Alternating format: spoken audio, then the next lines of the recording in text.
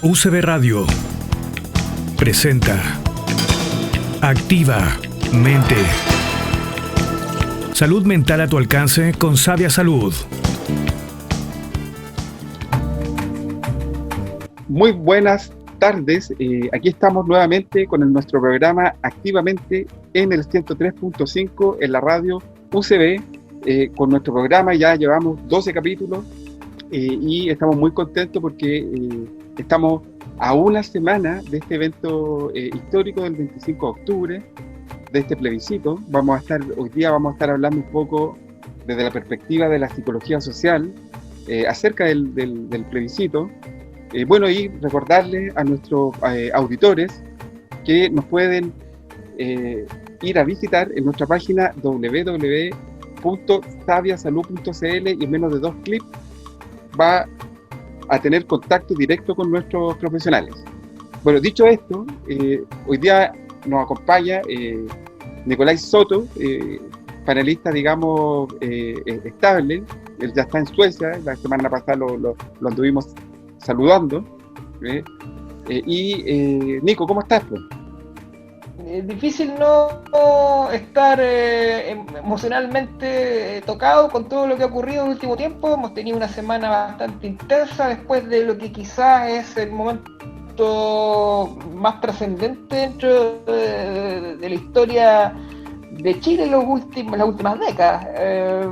De tal manera que creo que vamos a tener una muy bonita jornada hoy día de conversación, hablar un poco sobre esto, sobre el plebiscito, sobre lo que implica, y además tenemos un invitado de lujo hoy día. Pero por supuesto, ¿o no? Tenemos a Cristian Venegas Humada. Él es psicólogo, él es de la región, doctorante de procesos sociales y políticos de América Latina, convención en sociología, que mejor, digamos, para poder conversar con él, magíster en psicología social, convención en psicología jurídica y profesor del departamento de psicología de la Universidad de Playa Ancha. Entonces, Cristian, te damos la bienvenida, digamos, a este espacio para poder conversar acerca de qué es lo que significa también la psicología social, qué es lo que hace, en qué se desenvuelve, y al mismo tiempo también poder conversar, digamos, de lo que ha ocurrido como procesos sociales, digamos, hoy en día, digamos, en Chile, desde la perspectiva de la psicología social. Buenas tardes, Cristian. Buenas tardes, agradezco la invitación y sobre todo concuerdo contigo, el 25 de octubre marca un momento histórico en nuestro país y también de alguna forma va moviendo una serie de temáticas relacionadas con la salud mental, relacionadas con la educación, relacionadas con el tema de la representatividad y también relacionadas con el tema de la legitimidad, procesos que son muy importantes cuando uno hace un análisis político contingente. Oye, y en esto, Cristian, un poco para que las personas también en las casas y todos vayamos también como aprendiendo, ¿cuál es la diferencia entre la psicología social y las otras psicologías, les vamos a decir?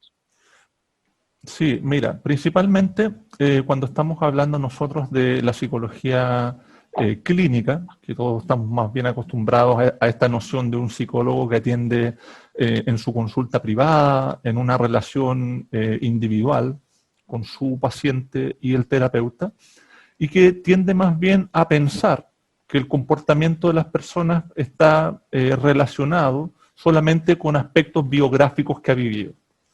En cambio, la psicología social lo que hace es entender que incluso la psiqui, los pensamientos, nuestra manera de comportarnos, no está encerrada en la biografía. Que cuando uno empieza a abrir este lente, esta mirada, y abre, te das cuenta de que muchas personas, por ejemplo, en nuestro país, el alto nivel de depresión que existe, ¿sí?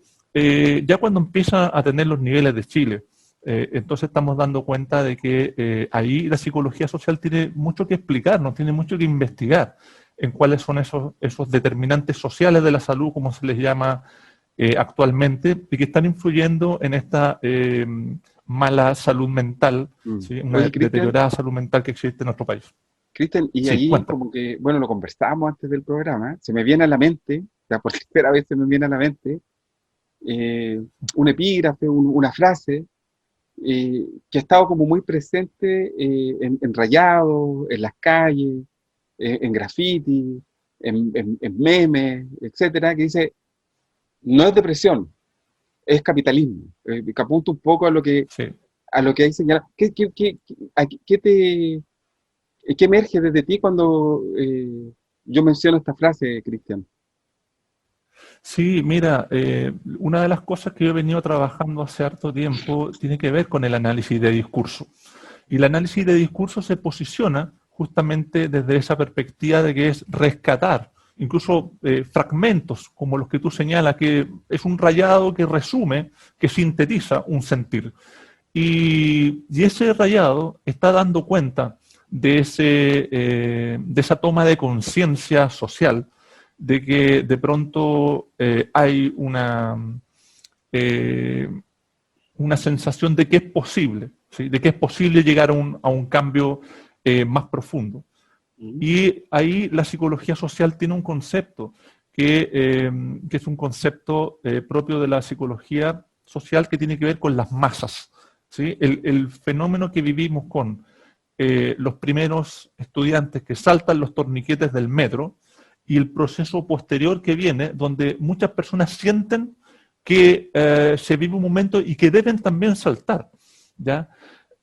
Y además que teníamos toda esta mirada de la evasión que habían cometido ya muchos empresarios. Entonces esta idea de que evadir es una forma también de lucha, de que no son 30 pesos, son 30 años, otro eslogan del movimiento, que apunta, a mi modo de entender, a un fenómeno de masas en donde se va configurando, se va constituyendo una conciencia colectiva que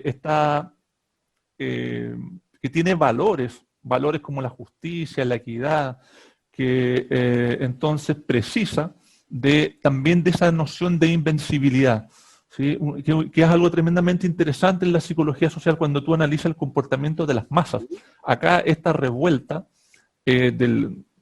justamente del año pasado, cuando se produce el estallido social, va mostrando entonces que va concitando una conciencia colectiva y esta noción de que son invencibles, de que es posible entonces ir en contra de Carabineros, cueste lo que cueste, y bueno, también lo que podemos llamar también los mártires del movimiento, y también las personas que están hoy por hoy injustamente encarceladas, producto de una serie de procesos que fueron absolutamente irregulares, en los cuales fueron detenidos. ¿Sí? Oye, Cristian. Eso me parece en primer momento. Oye, Cristian, y después le voy a dar porque Nico, que lo veo así, y como que quiere preguntar algo, pero tengo que decirle algo. Cristian, ¿a qué se refiere esto de la conciencia social? Y que te quiero hacer una pregunta, desde mi ignorancia absoluta. ¿Ya? ¿Estamos más conscientes socialmente hoy en día? ¿Qué ha pasado con nuestra conciencia social? ¿Qué significa esto de la conciencia social? Mira, cuando uno habla con las personas... O si hay una conciencia colectiva. Efectivamente, una conciencia colectiva. Súper. Mira, en ese punto, decir que las masas, ¿sí? Tienen conciencia colectiva, ¿sí? Ahora, para que las personas lo entiendan de manera fácil, todos nosotros, ¿sí? Como personas individuales, tenemos una conciencia, es decir, nos damos cuenta del ambiente, tenemos un sentido de pertenencia, tenemos claro nuestra relación con nuestro propio físico, con nuestra imagen, y por tanto podemos decir tenemos conciencia. Ser consciente es darse cuenta, percatarse de sí mismo y del entorno. Dicho eso, en lo individual también sucede eso en lo colectivo. Es decir, los grupos sociales, ¿sí? Los grupos sociales también tienen una conciencia, se dan cuenta quiénes son los opresores o los enemigos. No es casual que mucho de esta movilización social haya atacado a determinados blancos, los centros, digamos, de comida rápida, algunos bancos. Entonces lo que aparece ahí es que están dando cuenta de cuáles son aquellos puntos que producen esta reproducción del sistema capitalista. Entonces, porque que no se diga lo contrario, no fue el ataque a la señora de la esquina que tiene un kiosco y que se lo vandalizaron y se lo hicieron pedazo. Es decir, si eso hubiera ocurrido fue más bien excepcional. Lo que estuvo con mayor fuerza fue esta forma de entender. Pues las farmacias. Por ejemplo, o sea, la colusión de las farmacias, o sea, es un punto. Entonces, se está actuando y eso te demuestra de que más allá de lo que las personas piensen, las masas, los colectivos sociales tienen un comportamiento racional, aunque no lo parezca. Ahí donde está totalmente desatado la destrucción de una serie de elementos, de portones, etcétera, etcétera, hay, digamos, una mirada de que ahí se está produciendo una reproducción a partir de esos lugares, a partir de esos negocios que están representando entonces aquello que está reproduciendo la opresión. ¿Ya? Eso es lo que podría decir en relación, digamos, como a esa explicación conciencia colectiva o conciencia de masas, ¿sí? Y poder mostrar a las personas que, así como nosotros tenemos conciencia de manera personal, esa conciencia tiene, con los matices del caso, una extrapolación o una manera de operar en las masas desplegadas, en las turbas, ¿sí? Como le queramos llamar. Cristian, de alguna forma, porque como que me estoy conectando con algunas cosas que en la medida que tú vas hablando, siempre como que se ha caracterizado a la masa, o lo que yo he podido como aproximarme, digamos, al tema del comportamiento social, es que la masa siempre hay como una desvalorización del comportamiento de masa. O sea, como que la masa es irracional, como que es absurda. Algunos como Schopenhauer, me parece que han dicho que inclusive tenían comportamientos infantiles, ¿cachai? Irracionales, y como que la masa, como que siempre como que hay como una devaluación, como cuando como se caracteriza, pero cuando yo te escucho, escucho una cierta como racionalidad respecto de los objetivos de la masa. Porque en el fondo, los blancos que se atacan, si uno los mira en el plano, han estado todos involucrados en una serie de situaciones que han sido muy perjudiciales para las personas de a pie.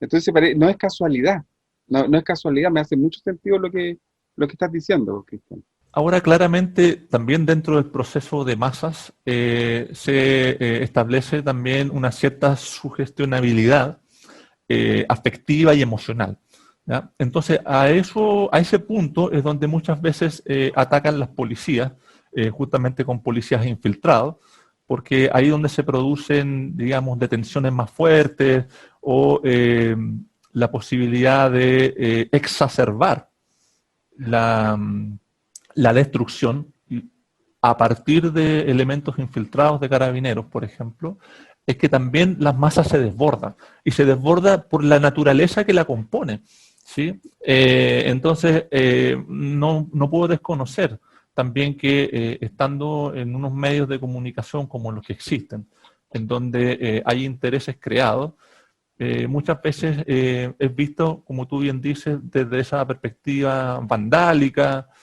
desde una perspectiva de una irracionalidad absoluta. Entonces todo lo que tú me comentas también nos pone en el tapete otro elemento que no es menor, la posibilidad de preguntarnos cómo hacemos para poder tener unos medios de comunicación más pluralistas.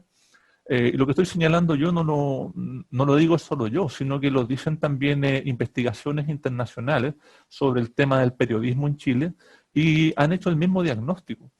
Esa concentración de los medios de comunicación también va haciendo que la representación de la realidad social para la ciudadanía esté sesgada.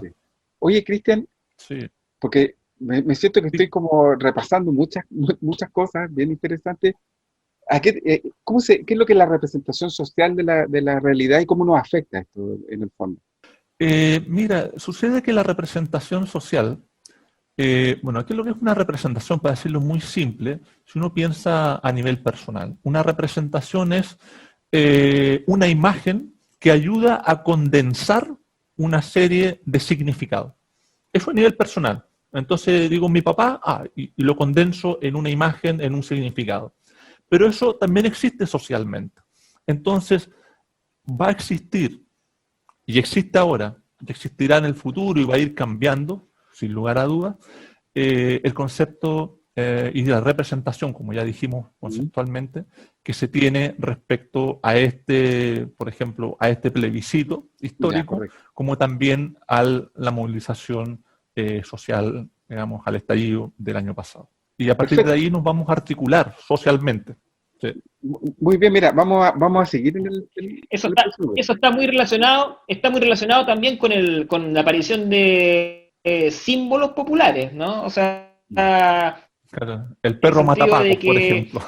No es un político, sino es un partido necesariamente como algo que va a estar lleno de profundidad, sino que algo inclusive estético, digamos, gente disfrazada, distintos personajes, a lo mejor de cómics y todo eso, pero que a la larga están cumpliendo efectivamente una función, son un síntoma de algo colectivo que tiene que ver con esta representatividad de los irrepresentados, no sé cómo decirlo, cuando de repente dicen no me representa nadie, ningún partido, ninguna u otra figura que cumple tal parece esa función, aunque sea efímera y entre comillas superficial, no me parece que sea tan así.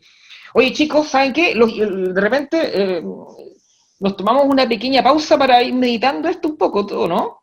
¿Qué creen? Por supuesto. Y Cristian, que nos diga me parece bien. ¿Con qué tema nos vamos, Cristian? Bueno, me parece que un tema interesante que podríamos escuchar, que a mí me gusta mucho, no sé a ustedes, es el tema de sexual democracia, que se denomina Canción Pacífico Violenta. Me encanta. Ojo con la letra.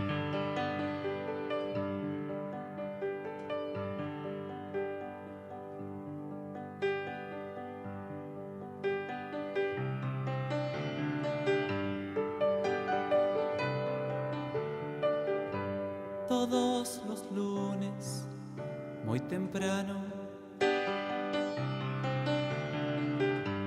te harán cantar los himnos varios. Con devoción mirarás la bandera, con devoción admirarás a todos esos héroes que en la historia dieron la vida por ti, sin que lo pidieras. Hay alguien en la esquina vendiendo dulces, regalando esquirlas, presentándote enemigos en las portadas de los libros.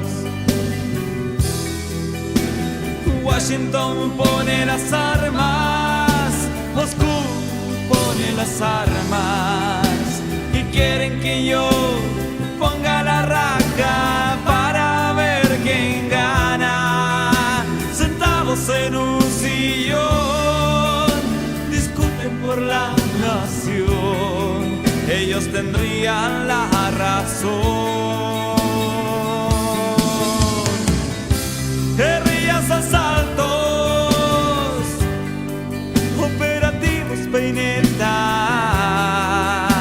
y quieren que yo les toque la corneta. Métanse su hueva de guerra en la raja, métanse su hueva de guerra en la raja.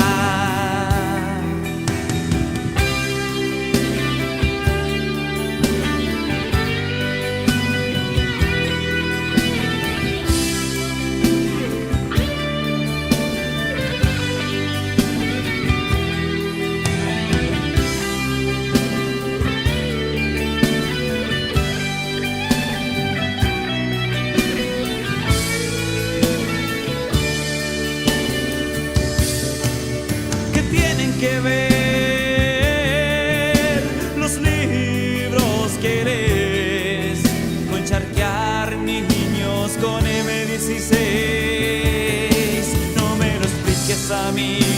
lo expliques a mí, explícaselo a los niños mutilados.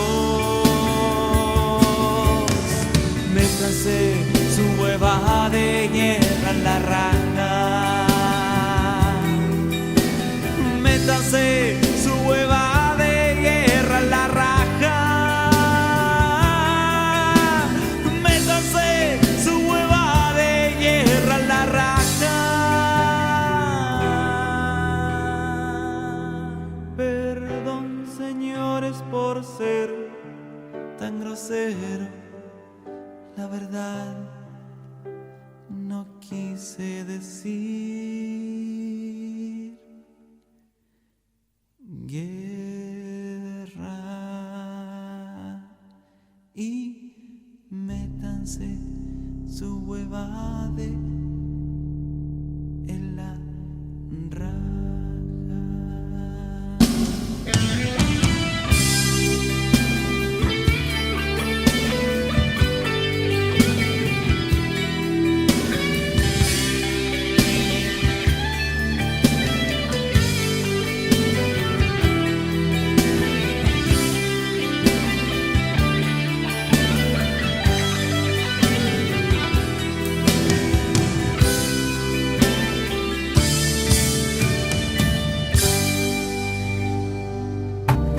Ya estamos de vuelta, queridas amigas, amigos, en Activamente Radio UC con Sabia Salud, un espacio donde podemos conversar, conocernos y buscar sanarnos de distintas formas. Hoy día estamos conversando sobre psicología social junto con nuestro amigo Cristian. Hemos estado un buen rato ya hablando sobre básicamente todo lo que ha ocurrido con el plebiscito de la semana pasada y ahora en este momento sobre los símbolos, sobre las personas que surgen de repente como aparentemente representando un sentir, una emoción, un deseo quizás de expresar algo que a lo mejor a través de las instituciones no se está expresando. Quisiéramos escuchar un poquitito de la primera línea, a ciertos elementos que surgen y que no se conocían antes de las manifestaciones con este nivel de claridad. O sea, algo ha pasado este año que si bien se ha ninguneado muchas veces, por otra parte es innegable que algo representa. ¿Qué podría ser eso? Bueno, primeramente hay que sostener que también han existido trabajos, incluso desde la sociología, que han venido hablando sobre tribus urbanas, ¿ya? Para justamente dar cuenta del comportamiento no digo de todos los jóvenes, pero de un grupo importante de jóvenes que en base a determinadas culturas, sea oriental, ¿sí?, japonesa o china, siguen seriales, digamos, y van construyendo un consumo en torno a ello, es decir, de ropa, de determinadas chapitas, íconos, etcétera, pero también muchas veces lo hemos visto incluso en la calle disfrazados de sus personajes más queridos. Ahora, en una sociedad como esa, como la nuestra, en donde cada vez es más fuerte el tema de la imagen, le hace también todo el mundo de las redes sociales, sumado a todo esto, nos hace ver que muchas veces la protesta tiene que ver y aparece representada, curiosamente para nosotros, sobre todo que no somos de esta generación, representada por héroes, pero que vienen, digamos, de ese mundo, del mundo del anime japonés, del mundo, digamos, de las caricaturas. Pero lo que tiene de interesante es que ahí también hay una forma, también, si uno lo piensa desde lo simbólico, de pensarse desde el héroe, de pensarse desde ese lugar que representa también para esos jóvenes. ¿Sí? Entonces, más que en un momento uno dice, bueno, pero si no van con la bandera de ningún partido, no llevan ningún eslogan, ninguna, aunque sea un papelógrafo que diga algo, dice, bueno, entonces, ¿en qué están? ¿Cuál es el sentido de eso? ¿Cuál es el sentido de tener a Pikachu, por ejemplo? O Eh, al estúpido y sensual Spider-Man también. por ejemplo, ¿sí? Que ahí también lo que hace, juega mucho también a deconstruir al personaje, digamos, a deconstruirlo desde esa mirada del no el superhombre, el super masculino, sino que Claro. jugar, digamos, con ir más allá, digamos, de lo binario, ¿sí? Más allá del sexo binario y estar, digamos, en un terreno de lo intermedio. Todo lo que hemos visto acá, entonces, va dando cuenta de unas nuevas formas de protesta que no son de hoy día. Estoy pensando particularmente en el movimiento del año 2011 contra el lucro. Recordemos que también a los estudiantes de la educación media los amenazaron con adelantarle las vacaciones y lo que hicieron ellos, se vistieron como con sus contenidas de verano y se fueron a colocar frente de la moneda, pusieron sus toallas ahí, un poco para ironizar y hacer digamos, lo que diríamos desde el arte, una instalación, ponerse ahí, digamos, pero desde un modo que es crítico. Y también ellos hicieron también tanques y una serie, digamos, de elementos que de alguna forma van dando cuenta de ese carácter más bien simbólico, imaginario de la revuelta social. Sí. Oye, Cristian, fíjate que, bueno, tengo muchas cosas en la cabeza, pero voy a tomar esto último porque el tema de los simbolismos es súper potente. Siento que los simbolismos de alguna forma van generando como un arraigo de discurso. De alguna forma el simbolismo nos impacta y el simbolismo tiene un mensaje y la acumulación o el agrupamiento de simbolismos que se van expresando uno al lado de otro, van creando un discurso, una narrativa y una forma de identificarnos. ¿Te fijas? El perro matapaco, digamos, perro icónico, digamos, que de alguna forma era como un justiciero, ¿te fijas o no?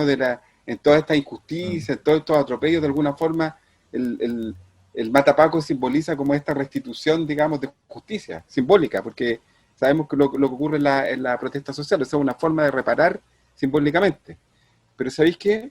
Cuando te escucho hablar, me doy cuenta ahora, sí, en este preciso momento, que es algo que es obvio, que para llegar a este momento, el 25 de octubre, tuvo que ocurrir, parece necesariamente, esto del 2011 también. O sea, esto es un proceso no sé si llamarlo de acumulación o un proceso de tensión que hemos estado viviendo, bueno, en los últimos 30 años, pero que yo creo que a partir del 2007, 2008, con los pingüinos hacia adelante, 2006.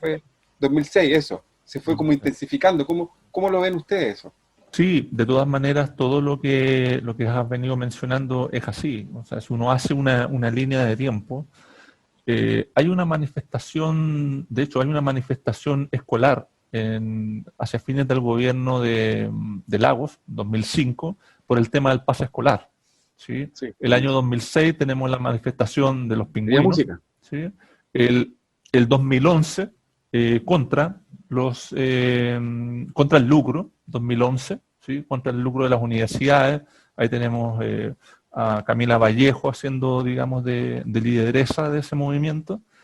Y luego seguimos avanzando y llegamos directamente, bueno, no quiero ser injusta también con las compañeras feministas del año 2018, de que también ellas se manifestaron contra el acoso en las universidades y presionaron para que se generaran protocolos contra el acoso.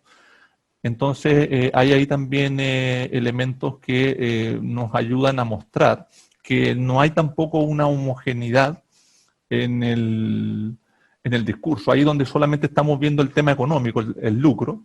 Ellas también dicen, ojo que en la cultura universitaria está demasiado naturalizado y oculto todas unas prácticas sexistas, incluso de acoso sexual hacia nosotras. ¿Sí? Todo lo que vengo mencionando se fue transformando en movimiento social. O sea, todo esto va dando cuenta que, como tú bien dices, hay una tensión acumulada de largo tiempo Y por eso que este momento, particularmente el del año pasado, en nuestro particular Octubre Rojo, lo que hizo fue liberar una energía mucho mayor que los demás movimientos. Y de ahí también la posibilidad de cuestionar las bases del modelo, ¿sí? Porque acá las bases del modelo fueron vistas y apuntadas directamente a la Constitución. Todos los dardos apuntaban a la Constitución del 80. Ya. Oye, ¿cómo ves tú este tema, Nico?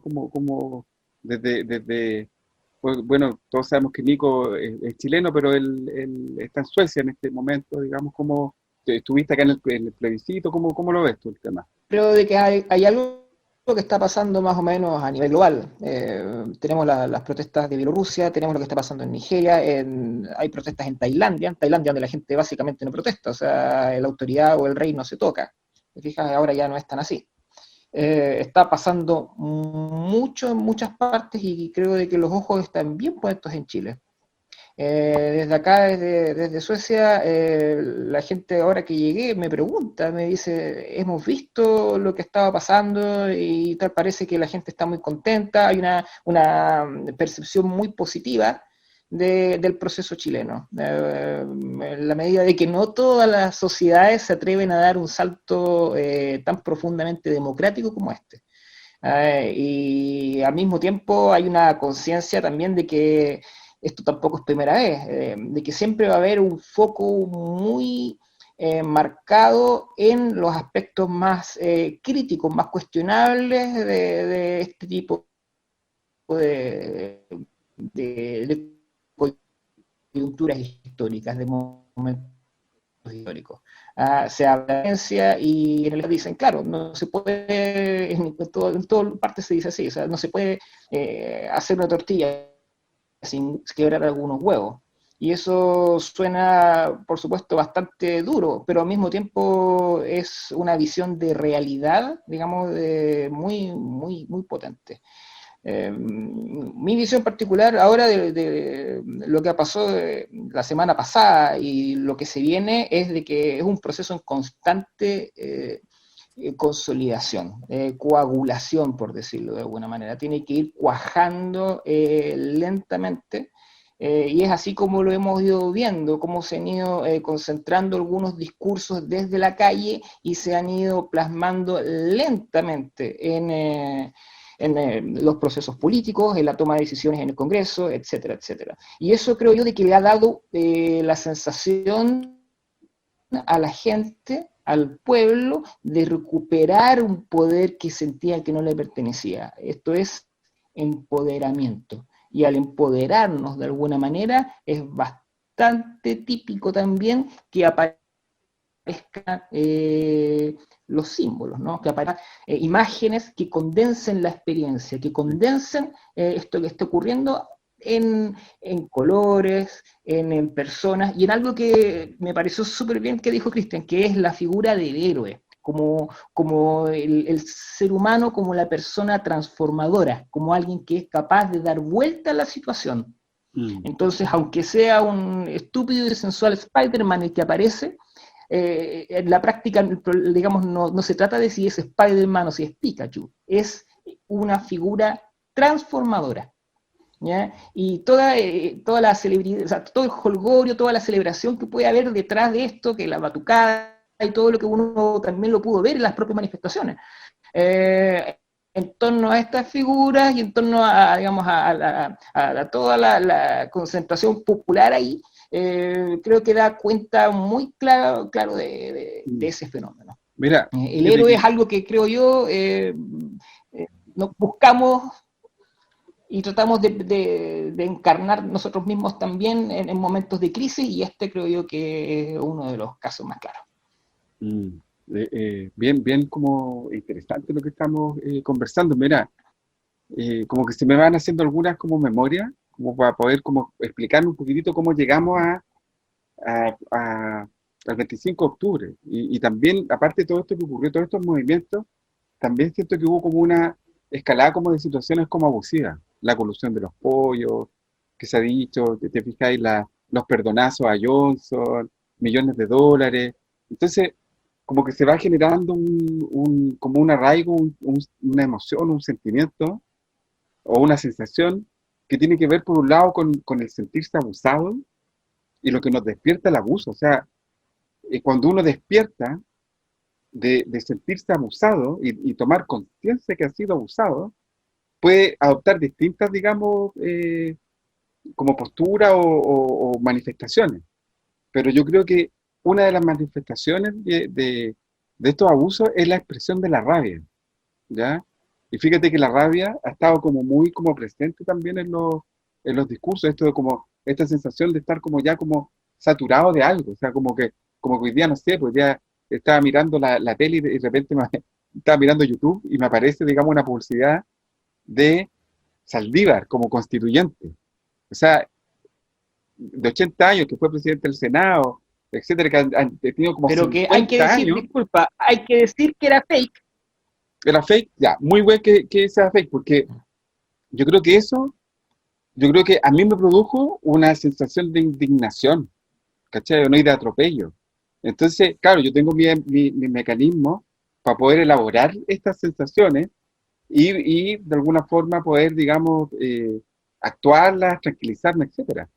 Pero hay personas que se han sentido permanentemente abusadas, digamos, durante este último tiempo, que el progreso pasa como por la ventana, se muestra en la tele, y eso va generando un resentimiento. Es inevitable no generar como un resentimiento interno. Entonces, siento que el proceso constituyente puede convertirse en un espacio de restitución de la voz de las que no lo han tenido, y de alguna forma un proceso donde nos tomemos en cuenta lo uno a lo otro. Entonces, yo creo que en estos 30, 40 años, 50 años de gran represión que hemos vivido en todos los niveles, yo creo que estos próximos 2 años, si logramos como canalizarlo de forma ordenada, y consciente, y desordenada también, porque también tiene que haber desorden para que se produzca creación, yo creo que estamos en un punto bien como importante.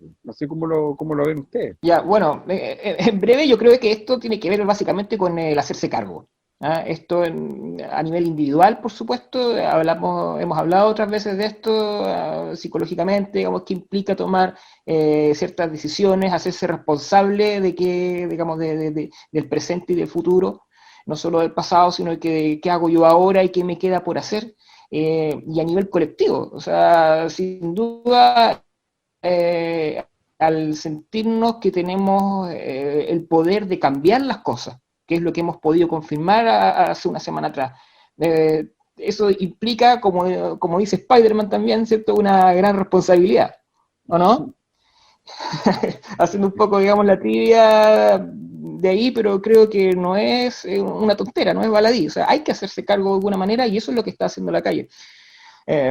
¿O no, Cristian? Sí, efectivamente creo que han tomado la responsabilidad, que significa entender que los cambios históricos deben ser efectuados ya por ellos, es decir, por el pueblo como autor de esas transformaciones y ya no como por los propios representantes, por cuanto en esta crisis de representatividad eso hay un vacío y una discontinuidad absoluta.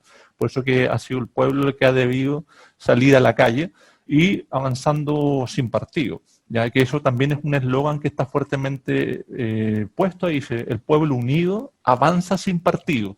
Ese es digamos, como el grito de lucha que está aunando fuertemente a muchos de la gente que está saliendo a manifestarse. Oye, Eso ahora me parece que es muy importante considerarlo. parece que vamos a la pausa comercial nomás ahora comercial. Y después vamos volvemos entonces en el próximo bloque. Bueno, volvemos acá activamente en el 103.5 en la radio UCB. Acá estamos conversando con Cristian Venegas, psicólogo social. Estamos con Nicolás Soto, nuestro psiquiatra, conversando principalmente de la situación social, abordándola desde la psicología social. Hemos abordado varios tópicos de los simbolismos, de cómo se ha ido construyendo, digamos, el movimiento de alguna forma, las expresiones. Bueno, y este tiempo, y quiero como hacer como esta insinuación para que sigamos la conversación, yo me he dado cuenta de que las campañas hacen mucho manejo de las emociones, hacen como mucho, o sea, principalmente la campaña del rechazo. Me acuerdo mucho de la campaña del no, o sea, aquí no hay ninguna novedad. Eso es lo más increíble, que no hay novedad, como se va como repitiendo un cierto patrón y una cierta estructura discursiva, porque no hay ninguna novedad. Entonces, se trata de utilizar mucho el miedo como una herramienta de control, porque el miedo nos pone en alerta, porque desde el miedo, desde la emoción del miedo, lo que tratamos de buscar son certidumbres. Entonces, cuando empezamos a instalar estos escenarios de incertidumbre o de que van a ocurrir como desastres, obviamente que aumenta el miedo y el ser humano naturalmente tiende a buscar como esta certidumbre. Y parece que este 25 de octubre vencimos el miedo también, como que se atravesó el miedo y se atravesaron un doble miedo, y esto es lo más notable. El miedo también a contagiarse, el miedo a la pandemia. Yo creo que de alguna forma hay como un cierto acto de heroísmo en ir a votar en este contexto de pandemia y con todo el miedo que anda circulando por todos lados. Entonces, creo que hubo un atravesamiento del miedo que fue bastante notable, diría yo. No sé cómo lo ven ustedes. Sí, a mí me parece que efectivamente ha habido una posibilidad de atravesar ese miedo y también también que en esa celebración, en esa euforia que se vivió colectiva, también se atravesó ese miedo. Es decir, era más importante celebrar que el miedo que nos daba contagiarnos, ¿sí? Y algunas personas lo miraban desde fuera, ¡uy, qué irresponsabilidad! Pero bueno, nosotros no podemos olvidar que pensemos en un triángulo. Hay un autor que se llama Johan Galtung y que se llama El Triángulo de la Violencia, y que él nos muestra de que muchas veces esa cúspide del triángulo es la violencia directa, la que muestran todos los medios de comunicación, pero sumergido de esa violencia explícitamente observable, existe la violencia estructural y, del otro lado, la violencia cultural. Y la violencia estructural, que ha estado viviendo una parte muy amplia de nuestra sociedad, violencia estructural que tiene que ver con o en un acceso desigual a bienes y a servicios, a la educación, a la salud, nos va dando cuenta entonces que, y por otro lado la violencia cultural, que viene dada fundamentalmente por esta mirada de mostrarnos y transformarnos a todos sencillamente consumidores, en que la única cultura que existe en el país, en Chile, es la cultura del consumo, de lo que sea, pero visto desde esa perspectiva. Pues bien, esta base del triángulo nos muestra de que esa fuerte violencia tolerada por décadas, se abre esa válvula de escape en donde toda esa energía, toda esa represión que hubo, se libera. Y se libera también bajo la promesa, también bajo la esperanza de una transformación más profunda. Y eso es, creo yo, como ese mensaje que más que verlo como esa cosa como moralista, pero mira esa gente, incluso que hay algunos hasta sin mascarilla, como dictando cátedras de salubridad, cuando lo que debiéramos ver es ¿qué hay detrás? O sea, si están tan felices que salen a las calles a manifestar esa alegría, a encontrarse con un otro. Y mira qué importante encontrarse con un otro en una pandemia y en un sistema neoliberal que nos enseñó todo el rato que éramos sencillamente individuos aislados y que solo debíamos sortear las dificultades. Eso me parece que es tremendamente importante considerar, porque si no nos quedamos enclaustrados en una representación que los medios de comunicación hacen en términos de sencillamente de una falta de cuidado, ¿verdad? Bajo todo este discurso de salubridad. Yo no quiero decir que no se corra un riesgo objetivo, no quiero decir que lamentablemente alguien resulte contagiado por ello, ¿sí? No quiero obviar eso, pero tampoco puedo restar el peso que tiene lo que se vivió. Y eso termina siendo, dada la circunstancia, más importante que otro tipo de consideraciones. Oye, fíjate que me abriste el campo, Cristian, porque no lo había visto así. O sea, se venció este miedo y lo más importante era estar con el otro, que es súper potente esto, después de tanto tiempo recluido, de los toques de queda, las restricciones horarias, estamos muy restringidos. Y Sí.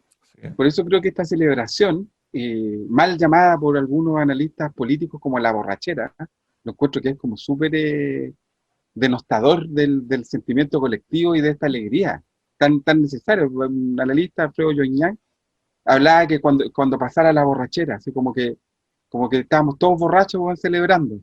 Y resulta que es una alegría absolutamente legítima después de tanto tiempo, digamos, de mantener una estructura indemne sin moverle un centímetro. Ahora la estamos chasconeando un poco. Entonces, eh, siento que es súper importante esta perspectiva que tú nos estás dando, porque los medios de comunicación se centran mucho como en esta violencia, de esta violencia directa que tú hablas, esta violencia que es como más, que emerge como más como desde la superficie. Y me hace mucho sentido que hay una Sí. violencia que también es simbólica. También hay una violencia simbólica que se expresa en los discursos y en las formas que nosotros tenemos de tratar a otros también, o de dominar a otros. Y ahí me ha llamado harto la atención que había una deshumanización respecto, digamos, de la gente que iba por la opción del rechazo. Y esta deshumanización se expresa en los discursos y en el lenguaje que utilizamos. Yo lo veo en las redes sociales, los orcos. ¿Ah? Llamar al otro lo orco, llamar al otro lo humanoide. Después que empezamos a poner todas estas estigmatizaciones y todos estos nombres deshumanizantes, la segunda parte después es la eliminación, porque está eliminando orcos, está eliminando cosas. Y fíjate que esto se ha dado mucho en la historia universal, que cuando se quiere como deslegitimar, digamos, al otro, empieza a deshumanizarlo desde el lenguaje. Sí, estoy de acuerdo. La deslegitimación del otro, el transformarlo en un objeto, es muchas veces lo que tú bien dices, la posibilidad y ahí el riesgo de transformar al otro en una categoría, y en una categoría que como está denostada, entonces es menos que humano, ¿sí? Y ahí es donde se transforman justamente las peores atrocidades, incluso las violaciones a los derechos humanos han ocurrido también bajo ese mecanismo psicológico. Ahora, también formando parte de un mecanismo, pero en este caso más amplio, social, existe, lo dije ya hace un ratito atrás, cuando estábamos conversando, la conciencia social, y existe también la memoria social. Y la memoria social se gatilló con mucha fuerza cuando empezaron a haber situaciones de toque de queda, pero relacionadas con el 25 de octubre del año pasado. Y empezaron a haber, incluso, recuerdo haberme subido a vagones del metro tren, en donde habían militares con el fusil.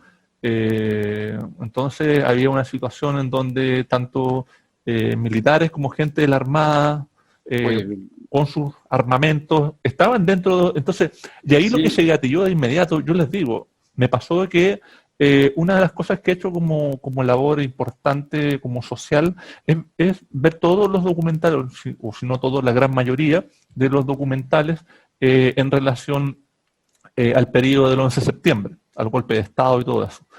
Y yo dije, oye, pero esto no se diferencia mucho, salvo que yo lo vi en blanco y negro y que ahora está en colores, y además lo estoy viviendo. O sea, entonces, lo conversaba con mi papá, que sí vivió el 11 de septiembre, y en consecuencia, lo que pasó ahí, la red, voy a tomar el concepto tuyo, el del trauma, no solo, hay una retraumatización, porque lo que ha sucedido en la historia de nuestro país es que el trauma de la violación a los derechos humanos no ha sido elaborado. Se ha pretendido aquí tan solo un dinero dado a las víctimas, de vez en cuando algún acto, ¿sí? Pero se ha hecho muy poco y casi nada por trabajar desde el punto de vista social verdaderamente con lo que significa la elaboración. Y en consecuencia lo que empezó a haber ahí también fue personas que se descompensaron, personas ya mayores o al menos mayores de 60, 65 años, que se les movió de nuevo ese recuerdo que estaba ahí. Cristian, ¿Sí? Algunos recibieron terapia, otros no. Sí, Cristian, y en la misma línea, dale. y en un plano como vivencial, sin ir más lejos, todos nosotros somos hijos de la dictadura. Nacimos, nuestra infancia la vivimos en dictadura. Por lo tanto, Sí. la implicancia y el impacto en nuestra crianza desde el contexto de la dictadura ha tenido consecuencias en nosotros. Porque fíjate que cuando ocurre esto, y yo voy al metro también, y me encuentro que en el metro hay militares en el metro, mi sensación, referida a mi experiencia en los 80, no es una sensación donde yo me sentía tranquilo y protegido. Al revés, se me actualizó una memoria, ¿viste? Y sentí mucho miedo. Entonces, mucha gente de mi generación estaba con mucho miedo. En cambio, la generación anterior, los que tienen 35, 30 años, tienen una memoria distinta a la memoria que tenemos nosotros, por lo tanto, el afrontamiento respecto a la autoridad también es distinto, sin tanto temor, sin tanto temor. Y eso es como súper impactante. Yo creo que, no sé si hay algunos estudios respecto de la crianza y la infancia en dictadura, pero creo que de alguna forma también hemos sido víctimas, digamos, de haber sido criados ya en ese contexto dictatorial. Que ahí arraigamos muchas distorsiones respecto a la autoridad, arraigamos muchos temores también situados. Entonces, creo que esta elaboración traumática requiere de un mayor esfuerzo hoy en día, porque hay que entender que los crímenes de lesa humanidad son crímenes permanentes. O sea, hay gente que tiene un dolor permanente no encontrando a sus familiares. O sea, muchos dicen, oh, que hay que dar vuelta a la página, dicen algunos. No se puede dar vuelta a la página cuando uno no ha podido cerrar un duelo. Es inhumano no entregar los cuerpos a las víctimas. Son víctimas que están en un duelo permanente respecto al cuerpo del otro. La presencia de otro. Entonces, es súper fuerte este elemento. Y por eso más me hace sentido también que convertir este momento constitucional en un elemento terapéutico para hacer emerger todas las voces. Sí, estoy de acuerdo, totalmente. Claro. Y Yo creo que al mismo tiempo, sí, claro, no, básicamente quería hacer la breve reflexión de que esto no tiene que ver con colores políticos, sino con mínimos comunes humanos. Y eso es algo que muchas veces solemos confundir, solemos pensar de que hablar de los derechos humanos es algo que está relacionado con una facción política o con una ala del espectro. Y en el fondo no es tan importante si esto ocurrió en la dictadura de Stalin o en la de Pinochet, sino que efectivamente tiene que ver con los elementos más esenciales del ser humano que se ven trastocados por la bestialidad humana también, por la violencia, por el olvido de que estamos tratando de personas y no objetos. Darle la oportunidad, digamos, a los seres humanos de poder, digamos, despedirse de sus seres queridos que han desaparecido en estos contextos. Todo eso da cuenta de una potencia simbólica que ha sido atropellada muchas veces, y en la historia de Chile eso ha ocurrido también lamentablemente en muchas ocasiones. Tenemos eso pendiente y creo yo que ahora en este momento lo estamos reevaluando como sociedad en la calle y digamos de conversación, seguir ocurriendo y multiplicarse en los próximos años. Es una tarea larga, pero muy necesaria. ¿Tú ibas a decir algo, Cristian? sí, básicamente poder señalar eso, que efectivamente en la misma línea de lo que tú señalas, el tema de los derechos humanos no tiene que ver con la izquierda. Que la izquierda haya en alguna manera enarbolado y esté trabajando más eso, no quiere decir que en el fondo sea un patrimonio absoluto de la izquierda, es un patrimonio de la humanidad que de alguna manera llega a un consenso de que es necesaria una declaración universal de los derechos humanos y que se cumplan como estándar mínimo de dignidad. Y así pensado, yo conversaba con Greenblatt, que es un relator de la ONU, y lo que me comentaba, decía, pero acá algo muy sencillo, Carabineros, cuando detiene a alguien, ya está violando los derechos humanos porque no le dice cuál es el motivo por el cual lo está deteniendo, por ejemplo. ¿Ya? Cuando uno los ve en las películas, muchas veces piensa que es una cosa de película, pero no. La persona es detenida y dice, te estoy arrestando porque has vulnerado tal artículo, tienes derecho a guardar silencio o poder decir algo. Si dices algo, ten en consideración que puede ser utilizado en tu contra en un juicio, ¿sí? Y tienes derecho a un abogado. Eso, digamos que parece como muy de película, sí es cumplido en una serie de lugares, ¿no? Donde no existe la detención bajo sospecha y en donde son leídos cuáles son los elementos que tú habrías vulnerado y que deben ser corroborados por un tribunal, por ejemplo. ¿Ya?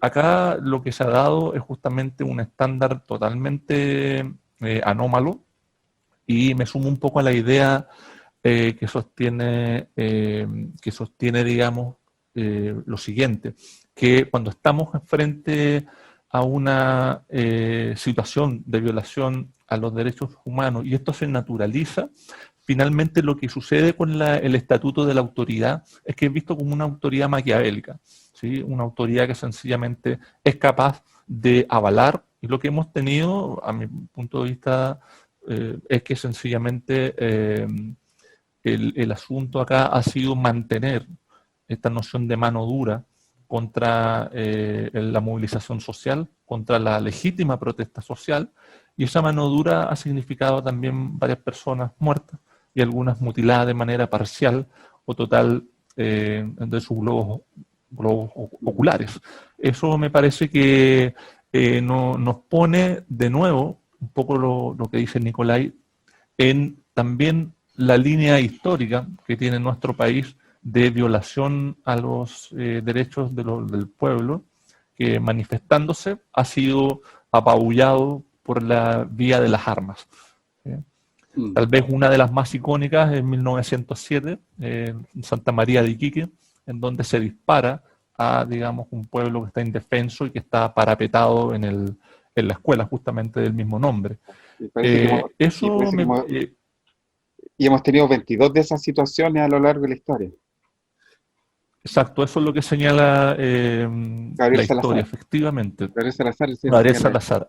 Oye, estimado, bueno, súper interesante la conversación. Estamos llegando a la despedida del programa. Nos quedaron un montón de temas, Cristian, que vamos a abordar, yo creo que en otra ocasión, Cristian, porque es muy interesante.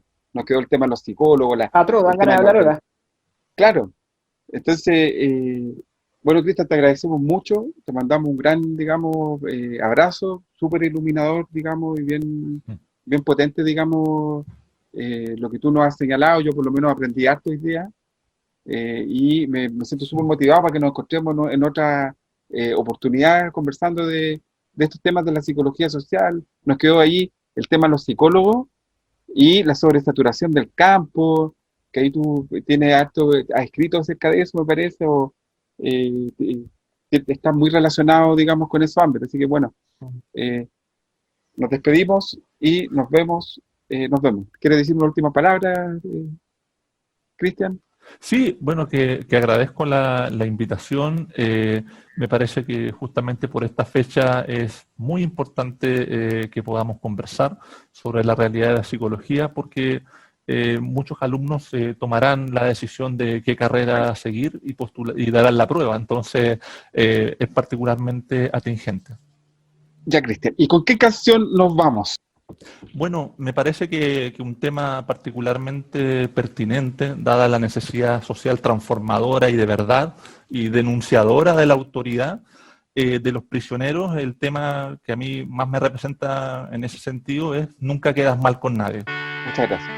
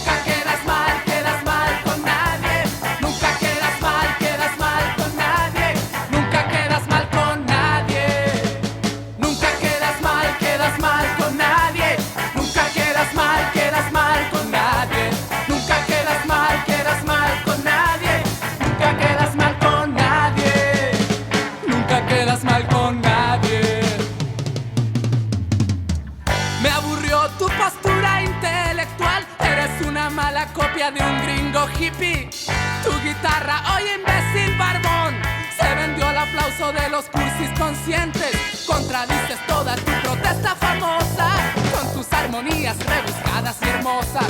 Eres un artista y no un guerrillero, pretendes pelear y solo eres una mierda buena onda. Nunca quedas mal con nadie. Nunca quedas mal con nadie. Nunca quedas mal con nadie. Nunca quedas mal con nadie. Porque tú nunca quedas mal con nadie. Nunca quedas mal con nadie. Nunca quedas mal con nadie. Nunca quedas mal con nadie.